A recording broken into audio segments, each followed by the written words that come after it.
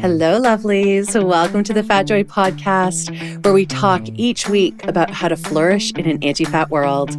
I'm Sophia, a fat person and professional coach who loves talking to other fat people about what it's like to live within oppressive systems that marginalize our bodies, and how we still dare to have the audacity and courage to reach towards our collective liberation and embrace our joy. Please know this is an adult content podcast, so there will be swears, we will be talking about harms we've experienced, and we will be rebelling against diet culture, anti-fatness, ableism, racism, etc. If you'd like to support the Fat Joy podcast and get bonus content as a thank you, please check us out at patreon.com/fatjoy. I am so glad you're here with us. Enjoy.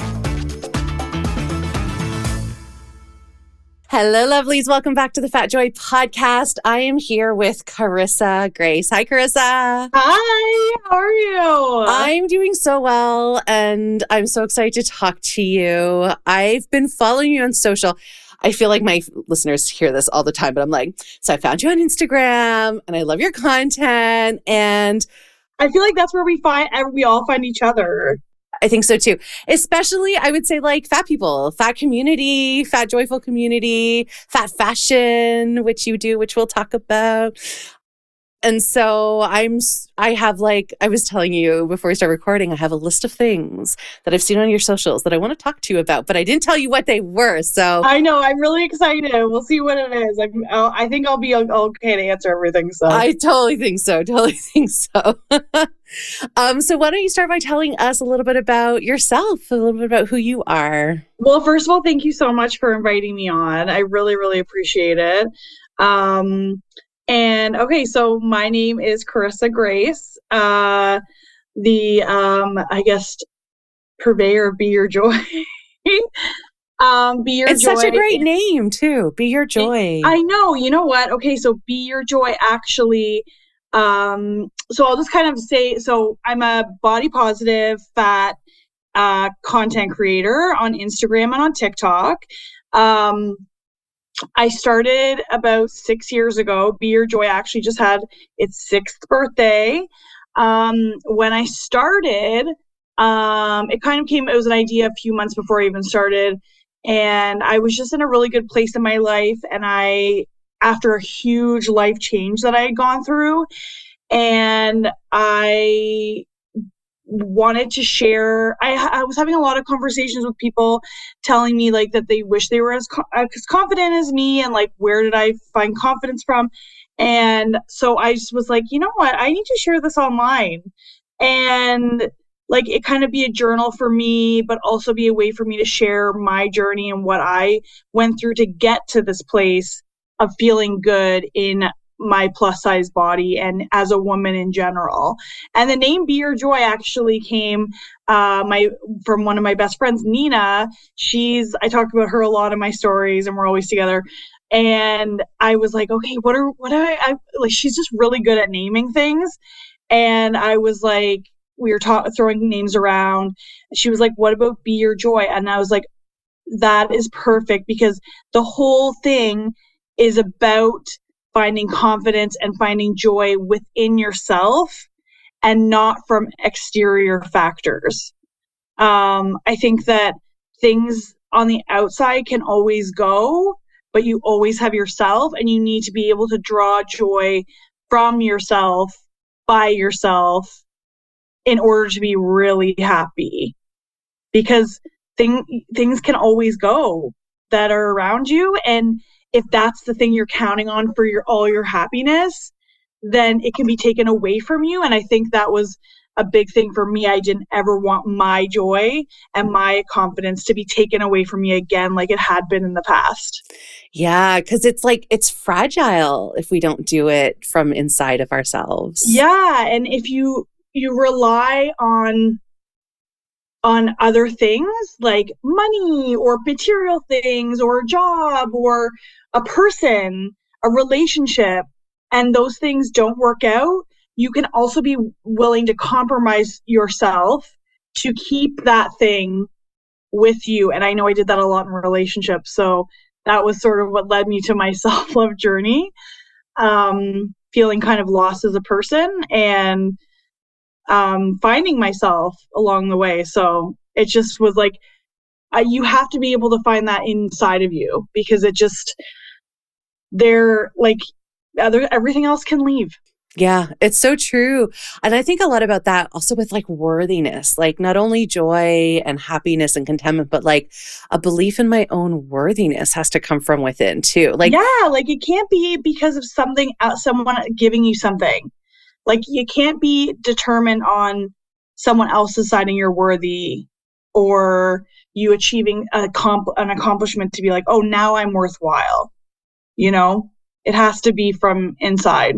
yeah. Oh, it's funny you say that. That's such a hard one for me. I totally base a lot of, and I know it, like I know it, but I base a lot of my self-worth on like, how great do people think I am? How much they love me? Like, and I'm constantly working on it. So it's not easy. Are you a Scorpio too? No, I'm a Gemini, but I think I got some fire in me. Because I do. That's a big thing for me too. Like I get a lot of like satisfaction from other people's approval, and I try not to, but like it's, I try to make it so that it's from people who are valuable to me because they put an effort into me. Yeah.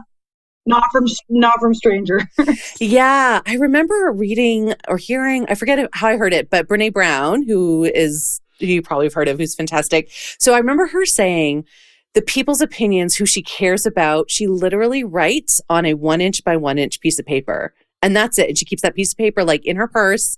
And so whenever people are like sharing their opinions, she really is like, you know what? The only people I care about is the people whose name are written on this 1-inch by 1-inch piece of paper. I think that's probably why I keep like a lot of birthday cards, because it's like, and notes from people, because the people that really matter in your life, they're the ones that like you should care, that I care about their opinions. Yeah. So interesting. Which is, I have to say, is because it's also something I want to talk to you about. Because you're so public online, which is filled with opinions and trolls and good opinions and bad opinions. So I definitely want to talk about that. But before we go there, I want to connect to your relationship, your journey with the word fat. Because I love that people are like, how do you have so much confidence? And people are always asking, how do we build confidence? And I think that a lot of people say that's like a backhanded compliment, like where they're like, well, why should you be confident? And I don't know. I think that I guess it can be from the way it's delivered, but I think there's a lot of people that genuinely just want to feel good. And as women, especially, we're told that we shouldn't. And they just want to be, everyone just wants to be happy. Like, so I don't have an issue with people asking me that. Yeah, I never thought about it the backhanded way, but yeah. Yeah, there's a lot of discussion about it online where it's like, if someone says, oh, how did you get so confident? Like, as if you don't deserve to be confident. It's like accusatory. Yeah, and I think that like as if like, oh, like you shouldn't feel good because you're fat or you're whatever. Like but I don't know. It depends on who's saying it, I guess, and like the context of the situation. But my relationship with the word fat, I feel like there's so much pain behind it for a lot of people. When I was a kid, that felt like the worst thing that you could be called. And I do have like, I don't know how, okay, so I have a bit of a different perspective because I know a lot of people like grew up fat their whole lives. Like I wasn't a particularly fat kid until I kind of hit puberty. But my mom was plus size. And so a lot of kids made fun of me. I just was like, oh my God, like I would get really upset and, like I would get really mad at them because I'm like, don't talk about my mom like that. No, you don't. But it just kind of felt like this, like, oh, that's the worst thing that you can be called. And I feel like I sort of like when I hit puberty and I got boobs like overnight, and then people start calling me fat, but I look at pictures now and I'm like, girl, like what? But I had big boobs. And so I remember like sitting there and thinking about someone calling me fat, because it was like, oh my God. I was in gym class actually with one of my friends, and we were playing badminton against two other girls, and there was boys sitting on the bench, and they were calling us the F team against the S team, and we knew they meant fat and skinny. And it got us so upset, like we ended up crying and going and ratting on them to the principal. Oh, yay you for ratting on them. Yeah, they deserved it. And I remember thinking about it after and thinking to myself, like, how boring. Like, that's the worst thing that you can call me. Like, how unoriginal. You know what I mean? Like, it's so boring. Like, you're going to call me, that's the best you can come up with. Because to me, like, it's so boring. It's so overplayed. It's like, oh, okay, you don't like someone, so you're going to call them fat. And it, to me, became this thing that was like, can't you come up with anything better to say? Your small, little, tiny brain can't come up with something better. So I kind of had that relationship with it for a long time, but I also didn't want anyone to consider me fat. So, you know, like, I went through all the things in high school. Like, I remember there's a few days where, like, all I ate was like soup broth, and I was like really weak feeling, and my mom had to sit me down. Like, luckily these things only lasted a few days for me until I got into my 20s. And then when I was in my 20s, I went on Weight Watchers because I was like, I wanted a guy to like me. And I lost 50 pounds, and he did like me then. But I was so depressed. And I don't think I was depressed necessarily because of the weight loss. I had a kind of a breakdown in my mid-20s also. So I did lose weight, and I was still so unhappy. And I became really obsessive. Like, I became so obsessive about weighing myself. Like, I didn't even realize how obsessive and like disordered it was until a few years ago, even, because I was like moving and I found my scale and I weighed myself, and I was like so upset with the number that was on the scale. And I was like, I used to weigh myself like 5 or 6 times a day, like when I was dieting, and be like, oh my God, okay, I'm half a pound. Like, oh no, I'm up. Like, obviously you fluctuate during the day. So I just kind of like decided to take the word fat. And just like I thought when I was younger, that like, that's really what the best that you can do is call me fat. And if you just accept it as a descriptor of your body and not of who you are, it takes away all the power from the person saying it to you.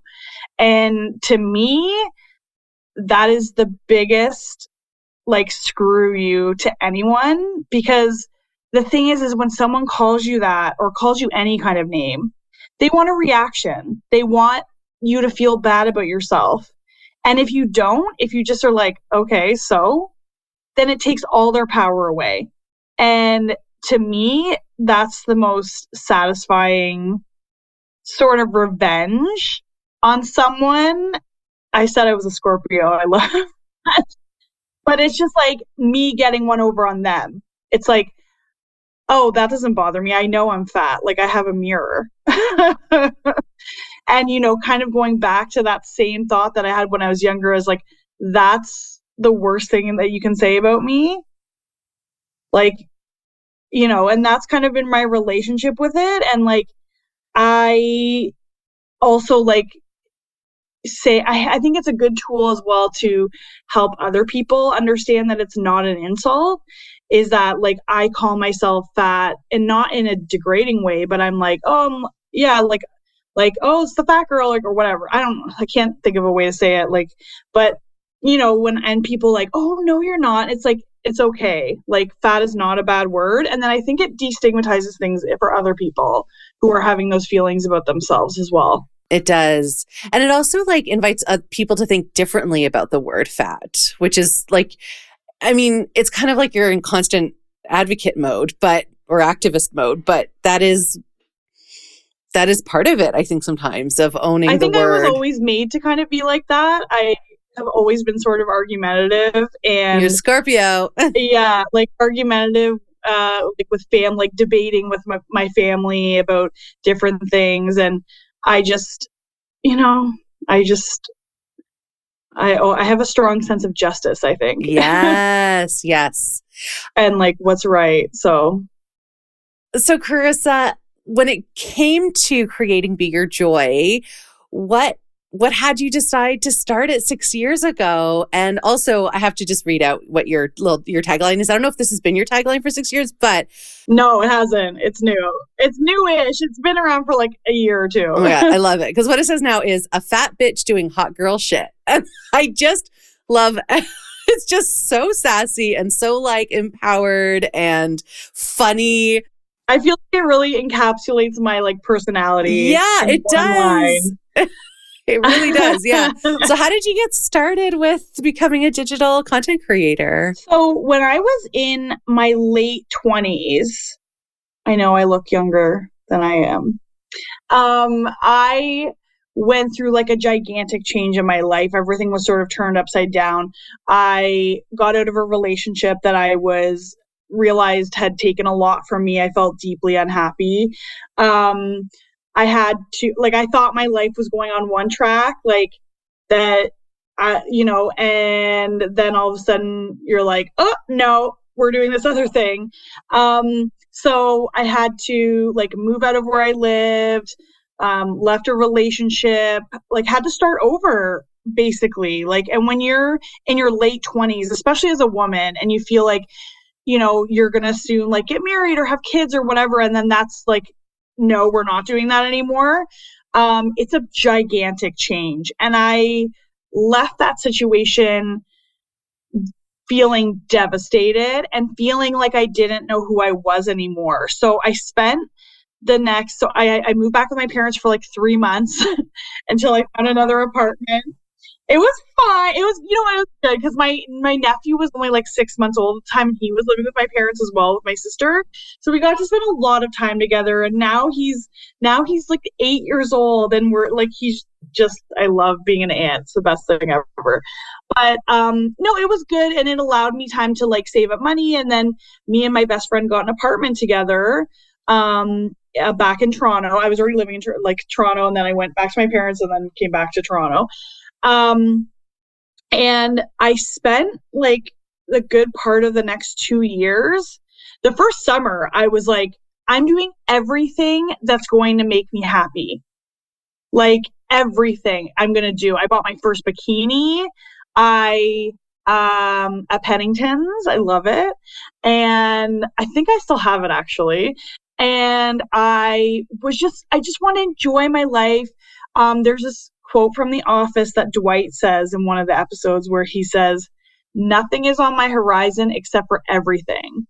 Oh, that's an impressive Dwight quote. Right? And I just started my life again thinking that like I had every possibility was open to me. My life could be whatever it was. I didn't have someone like waiting for me at home. Like I was single. I was living in the city with my best friend, and I just wanted to have fun. Another one of my best friends was like, every weekend, because I was living with my parents, she's like, every weekend you're going to come stay at my place so we can all hang out. And, everyone was just really like rallied around me and supported me. And I spent that whole like chunk of time just dating and just trying to enjoy my life and figure out who I was. Was it hard? I'm like, because I've had moments like that too. I've had my life like completely fall out from underneath me. I think probably 5 or 6 times now. And every time that question of like, okay, but who am I now? It's really hard because like you almost have to like peel back layers and like where am I? I'm like digging through my like to my soul. Right. And I found that like I had taken so much of myself away because I was trying to be this person for the other person in the relationship. I was really trying to like not be too loud and be appropriate and like, not rock the boat too much.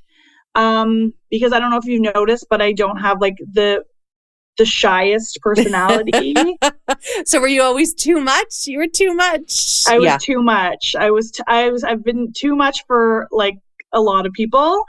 And so I found like I would try to like dull it down. And I would always call it like chameleon. Like I would like chameleon myself. Like I would kind of morph into what other people wanted. So then I was like, but who am I? Right. And I didn't want fights. And so like, I just like I just felt so uneasy, and I just wanted to figure out who I was and like and do everything that I want to do. I didn't care about like, what people thought of me. And I like was plus size. Like I've been plus size like most of my life. And that was always like, okay, well, like I got to get like a good body so that like people, like I was just like, I don't want to do that. I don't want to change who I am for someone else. I want to be myself. And so I sort of like started following some other like plus size creators on Instagram and sort of heard about body positivity. And I was like, what's this all about? And we can like be fat and also have fun and look stylish and like have a good time and not have that be the most important thing about us.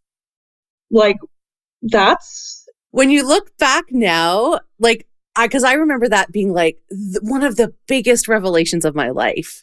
And now I'm like, now I look back and it's like, oh, of course. But at the time, like that was so huge. Yeah. And it was like when Ashley Graham was on Sports Illustrated, the front cover of the Sports Illustrated swimsuit issue, I have that magazine. Or Tess Holiday on Cosmo, like just, like I'm like these people. And so I just was like, fuck it. I don't want to change like my body. I'm sick of having this like, okay, like I'm going to start this diet and like I'm going to like lose some weight. I was so sick of that cycle. And I was just like, I want to be like these women. Like I'm beautiful the way that I am and I don't need to change. And so I just like start like, and I think I've been usually more of a confident person typically. Like I find that if you like hold your head up and you ignore, like you kind of have tunnel vision, ignore people around you and just walk through somewhere like, I'm here, I've arrived. And people respond to that. And it really is like a fake it till you make it kind of thing. So if you act like you're confident, you will eventually feel confident. Like I guarantee it, because it's just that like you have like it's not an overnight thing. It's like you have to be like, oh yeah, look at these women. Like look at them living their best life. Like she looks amazing. Like I look amazing. Let's do this. And so I started just following a lot more like plus size creators, which is something my biggest piece of advice to people is to curate your Instagram feed to be things that make you feel good. So it was just, yeah, like it was like my life, like came to a screeching halt.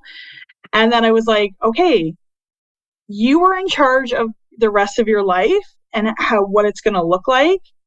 And so you have to do this. You have to figure out what's going to make you happy. And I was finding things that made me happy with like that I had that were part of me and having things in my life that were worthwhile and stop relying on like a relationship. Because I think that was the main thing is like, I don't want to rely on a relationship to make me happy because I want to be in love and find that love, but I want it to be, I don't want anyone to take away my power and to take away who I am again. Yeah. It's like complimentary as opposed to like taking. Yeah. I just didn't want anyone to ever make me feel small. I didn't want anyone to make me feel like I wasn't worthwhile unless I was one certain way or another certain way. I didn't want that ever to happen again. And that was like the catalyst. I was like, I'm in charge of my life and what it's going to look like. And I don't want anyone to ever take this away from me again. Yeah. That's beautiful. When you were going through that process where you were trying to like rediscover who you were and what you liked, did you have any surprises? Like I always, do you know what I always think of? Is it that movie? It's not the best movie, but Runaway Bride with what's her name? Julia Roberts, where she always like her favorite type of eggs are the eggs of whoever the guy she's with. And then when she's on her own, she's like, oh, I like my eggs this way. Like I found I had lots of discoveries like that where I was like, oh, actually what I like the most is blah, blah, blah, blah. Did you have like any of those kinds of? I think the biggest thing for me that I've discovered over the last like 6 years is that I'm really okay with being alone more than I thought that I was. I really was afraid to be alone. I was afraid to live alone. And that's why I moved in with a friend, because I didn't want to, I was afraid to be alone. I was like, that's so like scary to just be on your own and just sit there with your thoughts. Like, and I still am a person who's very much an extrovert and like, but I do appreciate having my own time and my own space, which I didn't realize before. I think that was like the biggest thing, that I could do that I could be on my own. That's huge. Yeah. I imagine a lot of people listening can relate to that. It's really scary. Like you're like, okay, well, what am I going to do now if I'm here by myself? And I'm like, anything I want. That's the thing. Anything I freaking want. Like, it's glorious. I find that I don't like someone like checking up on me all the time. I don't like that. Like just those kind of things that you're like, I don't want to tell people where I am. Like, that's my business. Although I'm always sharing online so that my parents, they can see. That's true. Okay, so a fat bitch doing hot girl shit. What kind of hot girl shit do you do? And how can we join? Because you posted some things where I'm like, I think there's one I commented. You were with all your girlfriends. I'm like, I want to come to Valentine's Day. You guys looked all like you were having so much fun. Yeah. So like to me, hot girl shit is doing whatever the fuck you want all the time. Obviously, we need to take care of our responsibilities. Like, I don't always want to like clean and do the dishes, but hot girl shit is about like, to me, is like, I live my life to the fullest. To me, the most important thing is being happy and having fun. I don't like to take myself too seriously. I'm okay looking silly, having fun, drinking too much wine sometimes. Like, I'm very, very lucky to have such a great group of girlfriends. I know that's something with a lot of people struggle with. I get a lot of messages about it. And being around like positive female energy really like revs me up. It just like, it fills my cup. You know what I mean? Like, and I love to like boost other people up. My best friend Nina, like I told you, she's a professional photographer, and she does boudoir days sometimes, and like people come and get their hair and makeup done, and like I hang out with them and like kind of like pump them up. Yeah, you're like the warmer. You warm them up. Yeah. I love that. I love like helping other people feel good. It is honestly the biggest, like to me, like I don't really care about stuff.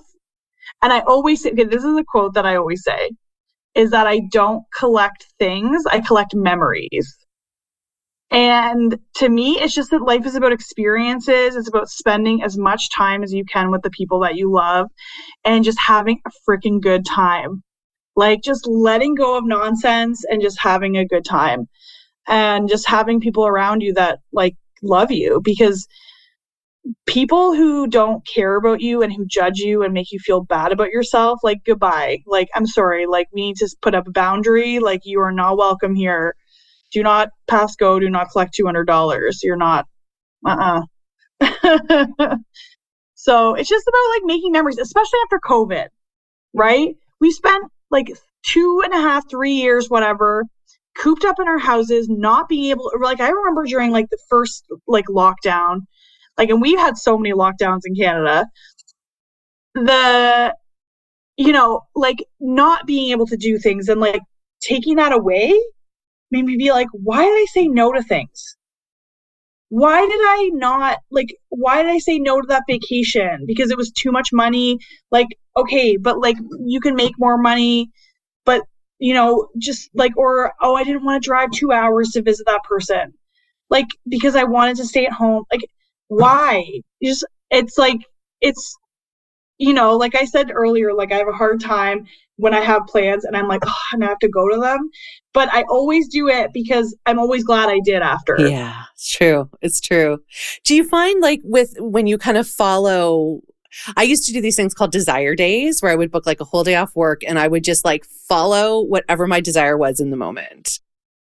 Whatever your what was in the moment? Sorry. Whatever my desire is, like whatever I want to do, I just am like, okay, I'm just going to do that. Do you find when you're kind of like following your happiness and doing the things that you want to and not getting stopped by anything, do you still have those voices that show up like about related to body stuff? Like, oh, okay, if I do that, then I need to think about this. Like, I'm just curious if those voices are still there for you. Not really. Like, I don't know. I don't know if you think, like, you just think about, like, I'm doing this for me and because it makes me feel good, then I just stopped caring about it. Like, there are some things like, if you're at a restaurant and you're like looking on the menu and you see, and you're like, oh, I really want the fries, but you're like, I should get a salad. I just, like, whenever I do feel like that, sometimes I do, I'm just like, life's short. Like, get what you want, Yeah. So you notice it, which is great. You notice it and yeah, then are like, and I do obviously those thoughts come in, like there's times where like, we're especially like in a city, like there, when you go to a restaurant or you go to a baseball game and the seat is so small. Toronto's not a super fat friendly city. No. And like, especially the Rogers Center, and I love the Blue Jays, but like I leave there with like bruises on my thighs. And it's so obvious that you don't fit. And that it feels like, oh, I'm not meant to be in this space. But then you look at everyone around you and everyone's sitting like this. Yeah. It's like on an airplane. Everyone's squished. Yeah. And it's like, so what? What am I going to do? Am I going to make my whole life upset and I'm worrying about what every single thing I eat for what? So that someone else won't think that like, oh, she got fries. If somebody is thinking that, they need to get a life. You know what I mean? Like, so why are we doing all this stuff? Are we doing it because it's actually like good for us? Or are we doing it because we don't want judgment from other people? And if people are judging you, why are they judging you?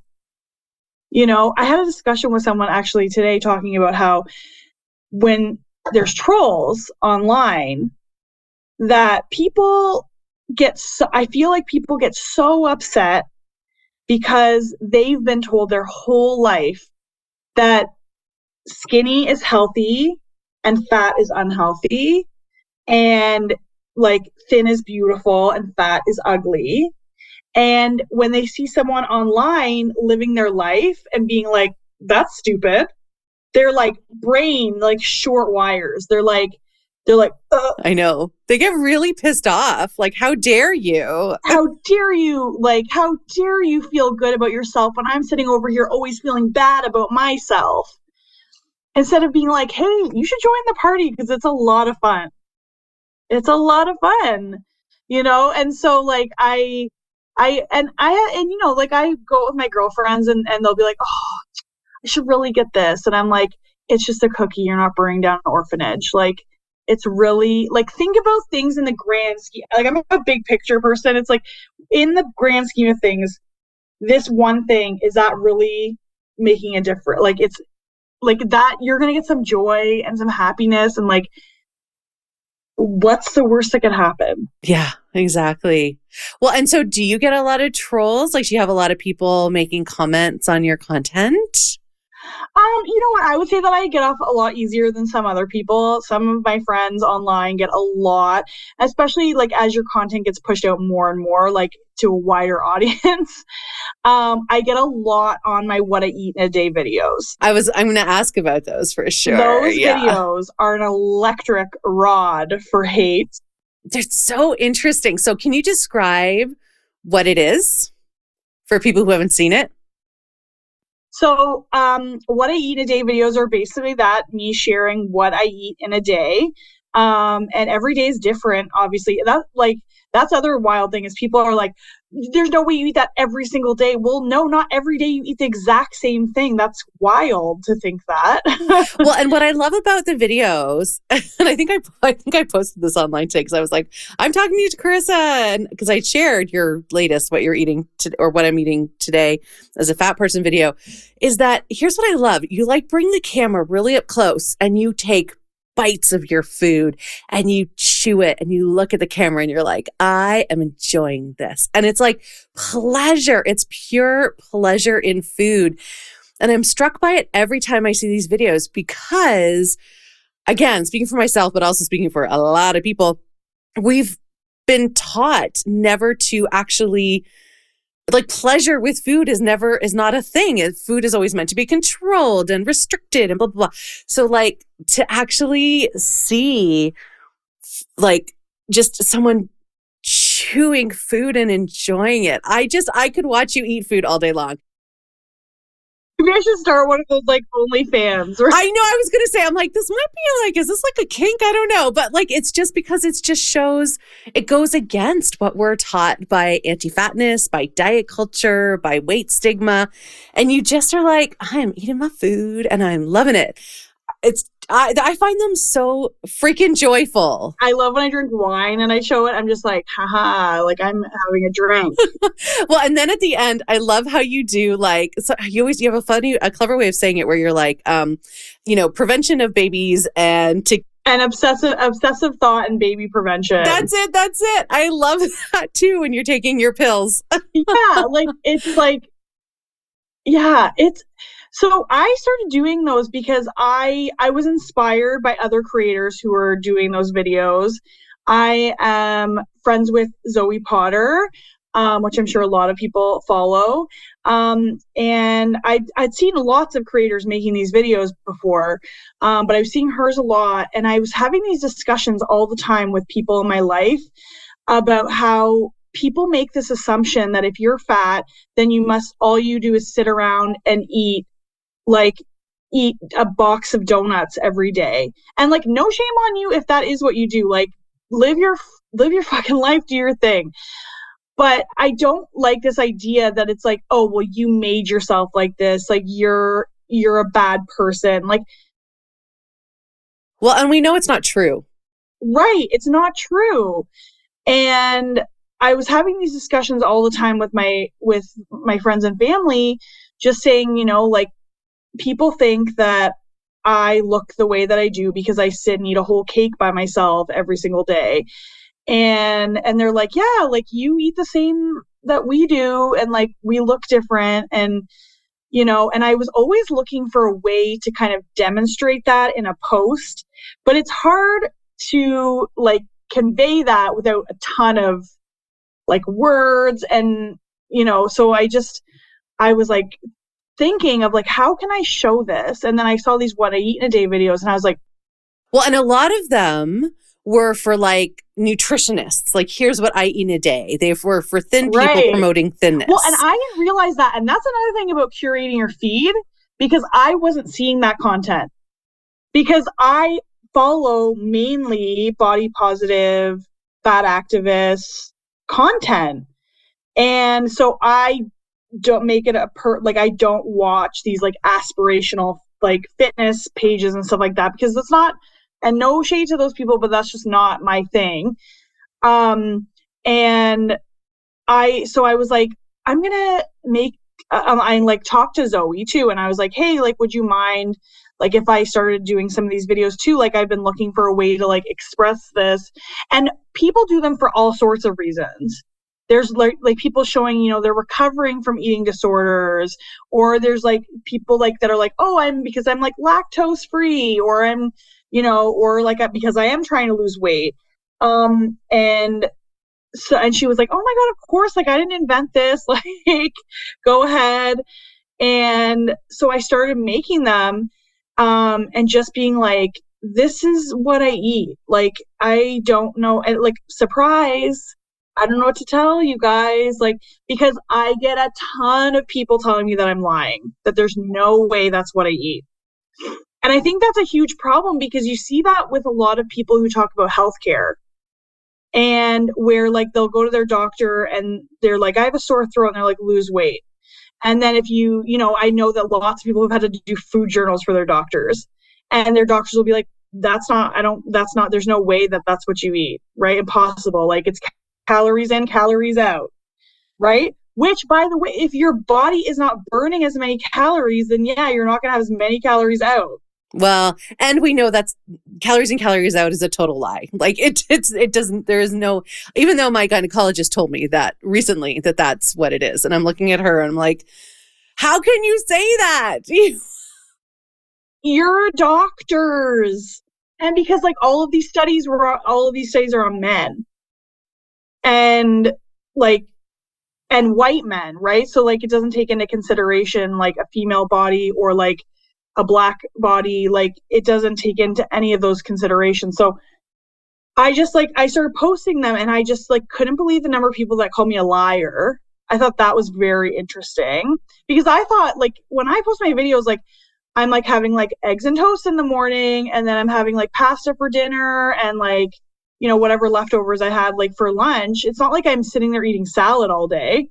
And so I'm just like, if like someone's like, oh, you're lying, I'm like, do you think that if I was lying, I'd be eating pizza? Like, you know what I mean? Like, it's so ridiculous. And or there's a lot of people that are like, oh, that's fine, like if you know you want to like die when you're 40. And I'm like, well, I'm almost 40 and I feel fine, and my doctor says I'm healthy, so I don't know. It's all fucking weight stigma and anti-fat bias. Like, it's just the fact that I'm still shocked that people believe all of this stuff still so deeply. And I shouldn't be shocked, because I know why. You know, it's pushed down our throats by diet culture. And yeah, and it's all like built on like a patriarchal, racist, like white supremacist like system. And, you know, so it's just, you know, everybody like, and you know, I don't even want, when I say to people that if you feel bad about your body, or you feel this need to lose weight or diet, it's not your fault, because you were raised to believe that. We've been told since the time we were born that it's unhealthy to be fat, and that it's ugly to be fat. It's not like nice. And so when you're told that, and everything goes into your subconscious, you're going to believe it. So it's not your fault that you think that being fat is wrong, but it is our jobs to unlearn that and to treat people with respect. Because the people always make this argument about, oh, well, as long as you're healthy. Well, how come health is a prerequisite for respect? that's healthism. That's like, you can't, like, that's another form of oppression. Yeah. What if someone's not healthy? Does that mean they don't deserve respect? You know, like, that's so gross and wrong. So I just like the arguments don't make any sense. And to me, they don't bother me. Like, there's obviously days when I get things and I'm like, oh my God, it's a lot. But yeah. Do you delete them or respond, or just leave them? I typically don't respond, and I honestly don't really need to, because there's enough people to respond back to them. Nice. That like get upset at them, and I just kind of like watch, and I'm like, but it's just I to me, like the same thing that I said before, like I never want to give someone my energy that doesn't deserve it. So if you write that about me, like, the best thing I can do is not respond because they want a response. Yeah, true. So I'm not going to give it to them because I don't care. I'm over here living my life. I post a video and then that's it. And then I go about my life. I'm not sitting here being like, oh, you're horrible. Like, go get a hobby, you know? Like, I'm sorry that your life is so terrible. Like, I never in my life have I seen a video on Instagram, TikTok, whatever, and been like, oh my God, I can't believe this person's doing this. Like, if I see something I don't like, I'm like, oh, why is this on my page? Get out of here. Like, and I scroll past it. Yeah, I know. Like, they don't understand how the algorithm works. Like, the more you comment and engage on posts, the more you're going to see them. It's true. Yeah. Well, and you did one that I really loved was about, this is what I eat as a day as a fat person, promoting obesity. And you even like said that I was like. So I like have interchanged that in because everybody accuses me of promoting obesity. So I'm like, okay, well, let's do this then. Obviously. And then people will comment, they'll be, that's so dangerous. I can't believe you're promoting obesity. And I'm like, it's called sarcasm. I don't know if you missed that day at school, but. And you know what? Maybe I am. Like, I just like, oh my God, it's so fun. I love like the boldness of it. You know, I find I get a lot of comments. A lot of the really like the worst comments I get are from older women. Oh, really? That's interesting. Yeah. And I think that it's just because they grew up in a time, which I understand because I feel like we grew up in that same time where you're told like, cover up, like, don't like make waves, don't like be too crazy. And they're like, no, this is how we were told to live our lives. You can't do that. And it's so sad. Like, I just want to hug them and be like, it's okay. Like, I know how people treated you and it was wrong and it was not right. Okay. And like, I just feel so sad that like you have to like live your whole life feeling bad about yourself. I just don't think that's like the way you should live.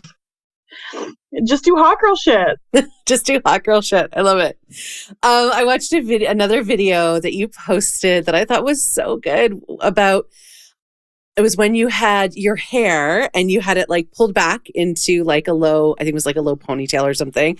And and you were talking about how you wanted to showcase your hairstyle that day, pulled back tight to your head, because as a fat person, you often had thought about feeling like, oh, I have to wear my hair fluffy and big so that my head doesn't look small compared to my body. And I saw that. It's so funny. I watched, I was like, oh my God, I totally did that too. But I hadn't thought about it quite that way. Like, I'd always used my hair because my hair used to be like down to my back. It's thick, it's curly. I would wear it almost like you said in the videos, like almost like a security blanket. But I never realized that's why I didn't like to pull it back until I watched your video. And I'm like, oh my God, that's what I was doing. There's so much about femininity that's tied to your hair as well, where it's like it should be long and like beautiful and shiny, and like people spend so much money on worrying about their hair, which, you know, guilty, me too. But I remember like my hair is like shorter and I've kept it this short for quite a while, like I mean a year or two now. And but I never had my hair this short because I was like, oh my God, like no, like people are gonna like look, I'm gonna have this tiny little head. And I'm like, people know you're fat. Like, you're not hiding. It's the same thing when people wear like really loose clothes because they think it hides them. And it's like, it doesn't. Like, you know, so like wear what you want to wear. If you want to wear loose clothes because you like it and it's comfortable, yes, love that. But don't wear because you think that you're hiding anything, you know? And it's the same with hair. I never wore my hair like that, like pulled back. Even when if I ever wore it up, it would always be like loose or like a messy bun, like something that looked big. And it's big today, but it did feel like it's like, oh, like it's not, it like, oh my God, look at my head. It looks so small compared to the rest of my body. I went from like really long to like pixie cut on purpose because I was like, I don't remember when I did this. I think in my early 20s, maybe was the first time I cut it short. And I was like, why am I so attached to my hair? And I was always messing with it and fluffing it because it was curly, so it would go flat. And I was just always, I was preoccupied with my hair being a certain way. It's like hiding your face a little. Yes, exactly. Yeah. Yeah. And I remember cutting it short and it just being like shocking to everybody. And I have to say, like mine is pretty short too now, but I go back and forth between pixie and this length because I love it so short. I feel rebellious when I walk down the street with a pixie cut. I like my hair this length because I feel like it's like extra bouncy, extra sassy, like easier to style.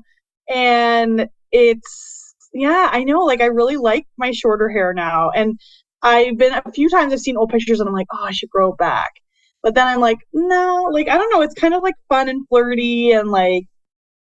And I think that's the thing, like you get to choose and have fun with it versus feeling like, oh, I have to keep it long because my face and my body require it to be a certain length. Yeah. And because like whenever you see like a picture of like a hot woman, like someone who society thinks is hot is like long hair, like, you know, that's like the image that is in the media, right? So, you know, you want to have that. And so you use it as kind of like a way to, like, it's kind of a distraction. Mm-hmm. Mm-hmm. It's like, oh, my hair, yeah. my hair, right? But like, it's like, and it's still like, I like having big fluffy hair. Like there's nothing wrong with that either. But I was definitely didn't pull it back ever because of it feeling like it's a security blanket. Yeah. I love that you made that video. I thought that was real. I imagine, did you get a lot of comments about that one? Yeah. And the thing that's wild about Instagram, about social media in general, that I want to say is often it's the stuff that you put the least thought into that like people resonate with, because it's like, you know, you can put together this like beautiful transition with outfits or whatever. People are like, yeah, clothes, whatever.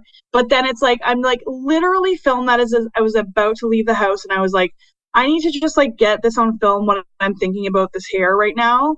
And then I come back to it later and then like, you know, go through the whole because the whole video is like probably like 5 minutes long of me talking. But like, I, you know, cut, like there's certain things like, you know, just to make it more social media friendly. But it was just like I just filmed myself like as I was going out the door, and then I was like, maybe I'll post this, maybe I won't. And I do that a lot. Like I will just like, even now, like I started doing like get ready with me videos where I just film myself getting dressed, and then I'm like, okay, well maybe I'll post this, maybe I won't. Like I just like to get my thoughts out on camera and then decide later if I'm gonna post it or not. Usually more times than not, I'll post it. But I just like, it's like those spur of them. Like, I feel like if you put too much thought into it, it stifles like my creativity personally. I'm very much a like, oh, I'm feeling this, I got to get it out. Right. It feels like more authentic that way too, to the viewer, I imagine. I just feel like I'm not a super curated planner person.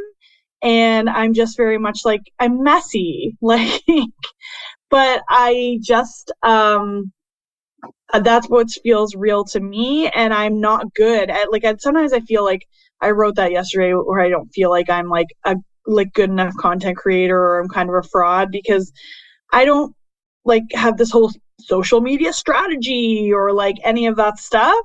And I just kind of like post what I feel in the moment, and I guess it resonates with some people. I was gonna say it's working. It's working. I didn't check how many followers you have, but I know you're quite popular, and I think that's a testament to just like showing up fully authentically. You know, when I first started too, like I just wanted to like help people feel good about themselves, and if I helped one person, then it was good enough. Well, I love that you mentioned the get ready with me videos, because that was also the other thing I wanted to talk to you about. Because, okay, so describe what you do in a get ready with me video. So I basically show like I started my underwear because, we don't want to get banned from the internet and keep some things a mystery. And I filmed myself getting dressed basically from the beginning to the end. And I think, I did this series in the summer and I kind of stopped doing it called my lazy girl outfit of the day, because I find that for a lot of people, fashion is very intimidating.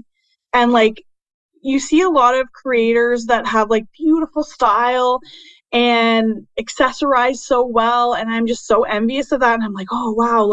But I feel like I can never do it. I can never come up with those things.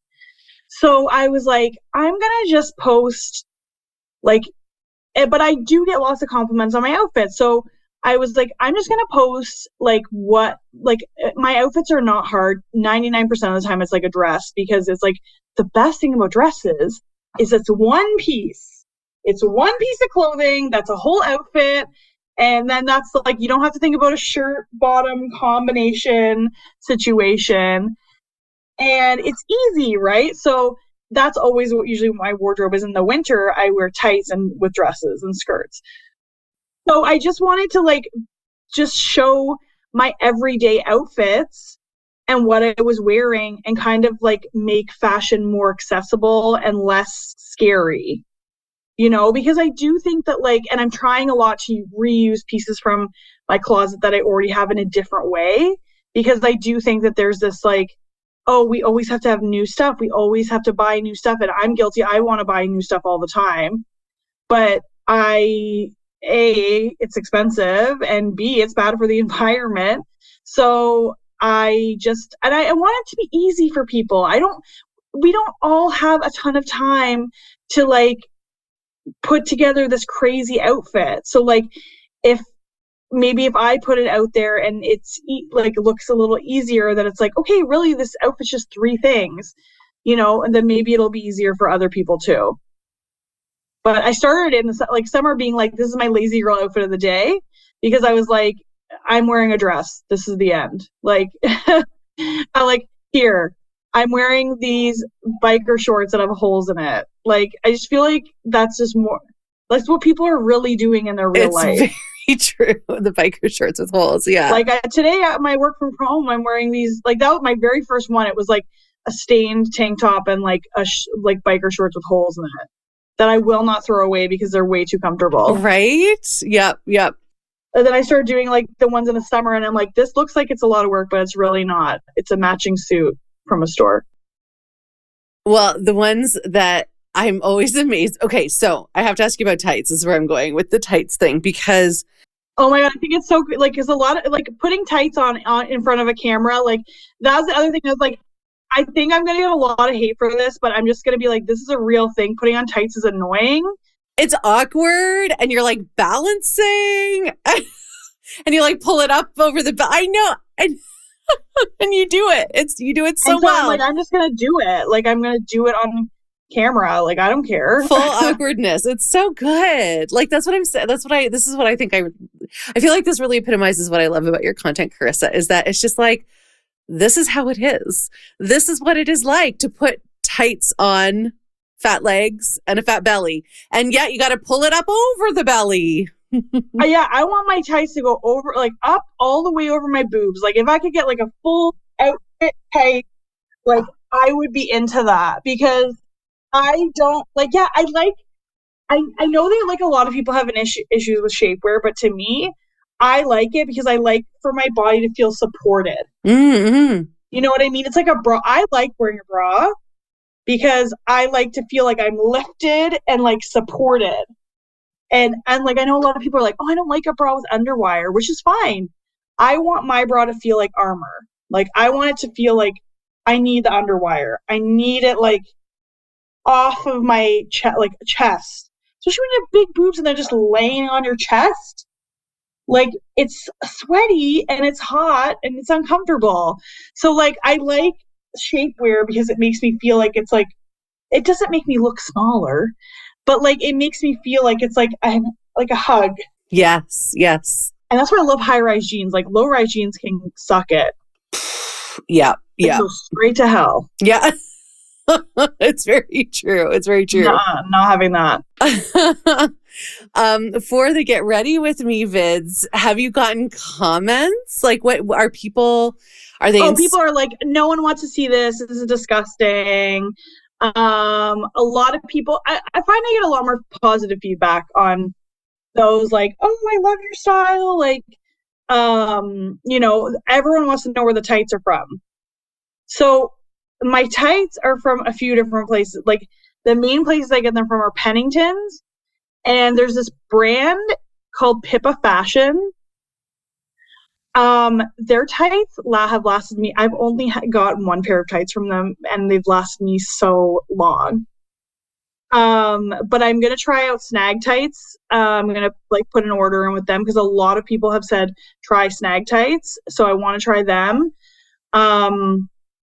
But yeah, to me, so the thing with the tights is they have to be thick. Like, so there's like a thing on tights where it's like denier, I think it's called. There's like a number where it'll say it's like 50D or 90D, and like that's the denier. So that's the thickness of the tights. So like when you get tights, I like to have ones that are like 90 because they're thicker. And so they're warmer, but like they're not so thick, but they don't rip. Yes. Not like pantyhose. No, yeah, like not like thin like pantyhose, because those always rip the first time. Like, and it's like I want to have something that I have all the time in my, like I've had that pair from E55 for years. And like they're starting to get holes in the toes, but like the rest of them is fine. And they're a bit pricier. I think they're like $40 a pair, but like if they've lasted for years. So here in Canada, we kind of, I mean, to my mind, there's Torrid. Now I think Pennington's is now going by Penn. And I've never been a Pennington's fan, but they're rebranding and I may have to go and check it out. You definitely should, because I was on like their ads came up on my page, and like obviously like I post about them a lot. And they've got some great stuff for spring. Like they have all these like multicolored suits. I saw it on Meredith Shaw's Instagram. She worked with them recently, and like they're like I love them because that was the only place I could shop when I was younger, like when I first started wearing plus size clothes, which that was like a big transition going from straight size to plus size, like having to switch stores. That's another story, but I just like, I actually did a like in-store fashion show with my mom, because my mom works at the store, when I was like 13 or 14, and now I get to work with them. So it's really like a full circle moment. And I was meeting with them and I was like, look, I did this fashion show, and like when I was like 13, and like, look, and they're like, oh my God, you're an original Penn gal. And so like, it was like the only place in Canada that you can go shop in person for the longest time until Torrid came. Yeah. Well, at Chanel, I was an Chanel girl. Oh yeah. But like because it's the same, like they kind of like went into one. I don't know. I always found I always prefer I always preferred Chanel over. I found their style to just be a little more youthful back when they were open. Now they're gone. So maybe. Well, yeah, but Pennington's has a Chanel brand in it at their stores. Yeah. Oh, okay. Maybe I should go check it out. It's like a line within their stores. So like it's like they were always owned by the same company, I think. So by Reitmans. And they're just like became one, but under the name Pennington's. So they still have all the additional styles. Yeah. Oh, that's good. Okay. All right. I think I'm going to have to go check it out for sure. But do you have... You should. Yeah. Do you have any other favorite clothing brands for anyone listening? Like any other places you're going to go to? So I don't like to say this because I don't love that they took it out of stores. But I do enjoy Old Navy. I find their clothes good for staples. Is their plus size still on? Is it still online? Their plus size is only online now, which I do not like. I really like Bloom Chic a lot. They're they're pretty new actually. But they've sent me some of their pieces and they're always really nice and beautiful and comfortable. So I really like their stuff. And Pink Blush. Pink Blush is a brand that I've recently tried in the last few months, and their clothes, and I think they started out as a maternity brand. But they're called Pink Blush, and all of their clothes are so soft. I love that. Like, they're just really soft and comfortable, but beautiful. So they're really great as well. And then, this is for local people, but like Consign Your Curves. Yes, in Guelph. Has the most special place in my heart in Guelph. And Curvy Thrift Co., which is online thrift for curvy people, which I also love that there's more of that now because, that's more sustainable and people can buy things at a lower price point. Yeah. And I'm assuming all these places you've named, they go past a 3X, right? Oh, that's a good question. Because that's the hard part. Well, that's the thing is because I also like H&M for some stuff, but they only go to rarely a 3X. It's not inclusive. So that's the thing. I have a hard time. I find that I get a lot of flack for promoting fast fashion, but to me, I get very frustrated because I'm plus size people don't have a lot of options. And so if we have to buy something from something that's considered fast fashion, I'm sorry, but I'm with you. Yeah. Or if it's I follow a bunch of beautiful fashion lines that are quite inclusive. They go up to 7X. But, when the cost of a shirt is $150, I'm like, that's not accessible. It's not always feasible for people. I do agree. It's not accessible. So what I try to do on my page is I try to mix it up and promote, obviously I promote brands like Consignment a lot, brands like Pennington Pen, and and some fast fashion mixed in there because it's everybody has a different point of accessibility. And then also slower fashion. So there's this brand, a Canadian brand called Pure Balance, makes the best loungewear. It's so soft. I have a short and t-shirt set from them that I wear constantly. It's so soft, and on their tags they have little affirmations.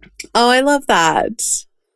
Yeah, it's in instead of the size, the size is there, but on the other side it says an affirmation just to be you're more than a size. And I really love their clothes as well. So I feel I'm probably forgetting so many. There's so many brands that I love, but those are the ones that kind of come to mind first. And Penn will always just have a special place for me because it was them and Additional together were the places that you could shop.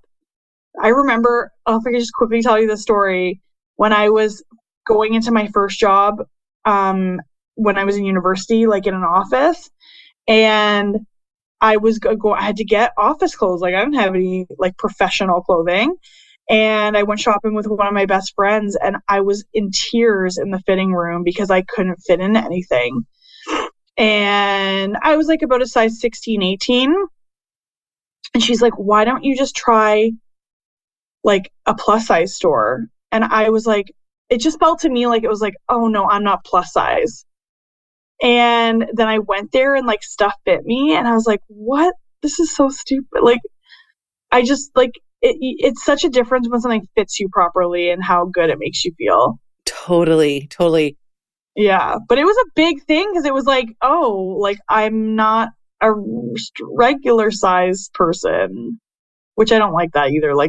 Regular size, what's regular? That's Yeah, no, that's so true. You reminded me that similar situation. I was going for my first after my master's job interview, and I needed a suit.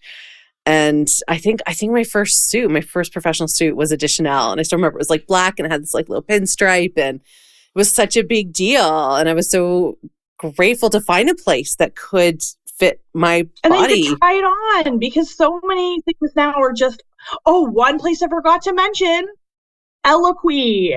Oh, yes. I love Eloquy. That is like, they have the thing about them I like is they have the coolest fashion. They do. I get so overwhelmed by them though. When I go on to look, I'm like, there's so many choices. There's so many choices, but they have a lot of really good sales. I think I need a personal shopper. I think I get so overwhelmed now. We need to hook up. We need to like go out. I've had a few friends that are like, I would like you to just dress me. And I'm like, I don't even know I feel like I don't know how to dress myself. It took me a long time to figure out any kind of thing for fashion. Yeah. Well, it's hard too when choices are limited. Like, I think I'm maximalist whimsical, but I don't know. I don't actually wear anything that's maximalist whimsical, but I like it when I see it. Wait, what does that mean though? What is max? Yeah, so maximal fashion or maximalist fashion is like super colorful and like 20 layers. Like, this is the part that turns me off. It looks so good together. But to get ready with me is like, and then this layer, and then this vest, and then this layer. It's so hot. I'm like, oh my God. But there's like fat people, the hot I always think about too, but there are a lot of fat people that do it. And I follow them on TikTok and I'm like, oh, I love this look, but oh my God, it's so many pieces and but it looks so good. Like all the different contrasting patterns and colors and the brightness of it, I love. But I need like, I don't know, some kind of pared down version of that. I know. You know what I've seen a lot of? I can send you some pages because I can't think of it off the top of my head, but it's like a capsule wardrobe. Yes, that would be amazing. I do not have that. They're like, you get these like, maybe 10 pieces, but they're so interchangeable, like that you can have so many different outfits, and then that way you're not buying as much clothing and you're wearing it more often. Yeah, one of my dreams is totally to have someone. Well, and I want someone I would love to work with someone who specializes, who is fat themselves, first of all, and who specializes in dressing and creating like capsule wardrobes. When I see it come up on my feed next, I'll send it to you because I can't remember the creator right now off the top of my head, but like I know there's someone who is fat who does like a capsule kind of like wardrobe. Oh my God, I want. All right, this is probably not interesting to anyone other than us in the moment because I love that. But I love knowing that there are fat people out there doing that for other fat people. Same. And like when you said the maximalist whimsical, like are those like the princessy kind of dresses, like Selkie and stuff like that? Sometimes it's more about like the way I interpret it is it's like it might be like tights that have a really bold pattern and then a dress that you wouldn't think the pattern of the dress works with the pattern of the tights, but somehow they tie together. And then there's like a vest, and then there's like a jacket, and then there's like a sweater. It's a lot, but it's like the bright, like contrast. What I think I love about it, why I'm drawn to it, is it's like, here I am in all my glory, adore me, you know? And there's no apology about that style of dressing. Do you follow Jamie Jatem? Oh, I don't know. I'm going to write that down. Because I think that you would really love her fashion. Thank you. I'm going to check that out. Amazing. I feel like she's kind of got that vibe, and they recently moved from I think like Nevada or something, and they had this like mid-century ranch house that was so cool, but her and her partner moved to another state, but like she has a lot of really great fashion that sounds like that. Cool. All right, thank you. I'm totally going to check that out. But what I like now is that there's so many creators in each different like niche, like doing that, like, you know, like the cottage core. There's people doing like the cottage core looks, or like the princess like dresses. Like, I don't know if you follow like Natal D, and she does like all these like gorgeous, like a lot of the Selkie dresses and like princess core, like beautiful, like romance novel kind of outfits. And there's just like so many people doing different like looks, and I feel like all like that's just out there now. Like fat people can find their crowd, like their style, like, and you can experiment more. Like, I know that there's less access, but there's more than there used to be. And it's like, we can, like, I'm so glad that this 90s Y2K resurgence has come around and I can finally wear crop tops that I didn't think I could wear when I was young. I'm like, yes, I never wore these when I was young because I thought I was too fat. And guess what? I am going to wear it. That's right. And bring on the crop tops. I love it. And chunky platforms. Yes, those are back. Yeah. Yeah. I love it. Carissa, thank you. This has been so joyful. I want to close with the last question, which is always, what are a few of the ways that you stay connected to your joy? I feel like we've been talking about that a lot, but what are a few things that you do? I listen to a lot of music. I love lyrics. I love Taylor Swift. I listen to a lot of music. I watch a lot. I love musical theater.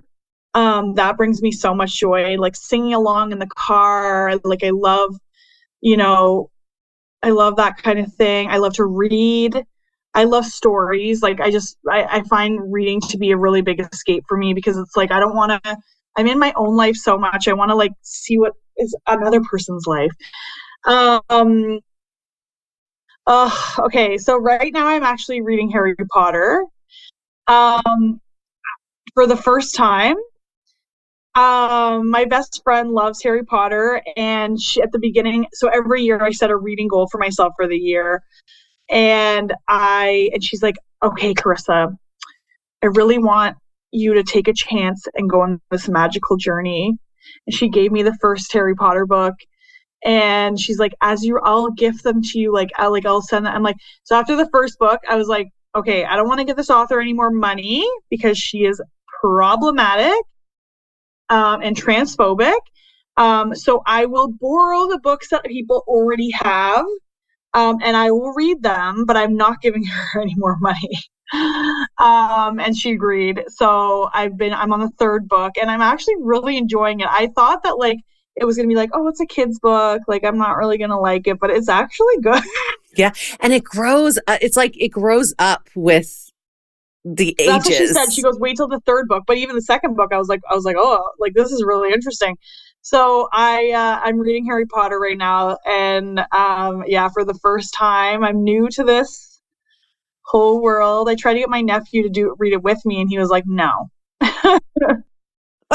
I know, I was like, the disrespect. So that's what I'm reading right now. I love like a good thriller, though. I love like a good like one about like, there's a murder mystery.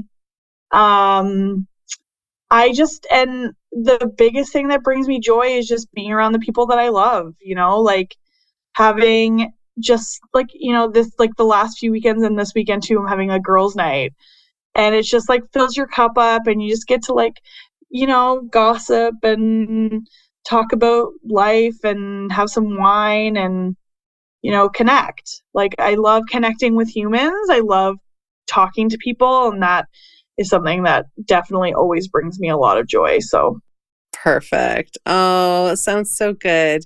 Well, thank you for bringing us joy today, Carissa. This has been so lovely. Thank you so much for having me.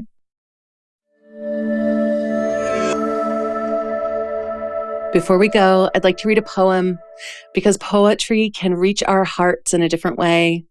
Poems can have us feel in a different way. And that's what this podcast is all about. Expanding our hearts, deepening our empathy, and inviting in joy.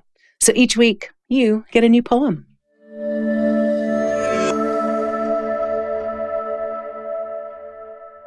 In this episode, Carissa talks a lot about happiness and joy and how she's designed her life to allow for so much of both. So I found this beautiful poem by Naomi Shihab Nye to read to you, and it's called So Much Happiness. It is difficult to know what to do with so much happiness. With sadness, there is something to rub against, a wound to tend with lotion and cloth. When the world falls in around you, you have pieces to pick up, something to hold in your hands, like ticket stubs or change. But happiness floats. It doesn't need you to hold it down. It doesn't need anything. Happiness lands on the roof of the next house, singing, and disappears when it wants to. You are happy either way. Even the fact that you once lived in a peaceful treehouse and now live over a quarry of noise and dust cannot make you unhappy. Everything has a life of its own. It too could wake up filled with possibilities of coffee cake and ripe peaches and love, even the floor which needs to be swept, the soiled linens and scratched records. Since there is no place large enough to contain so much happiness, you shrug.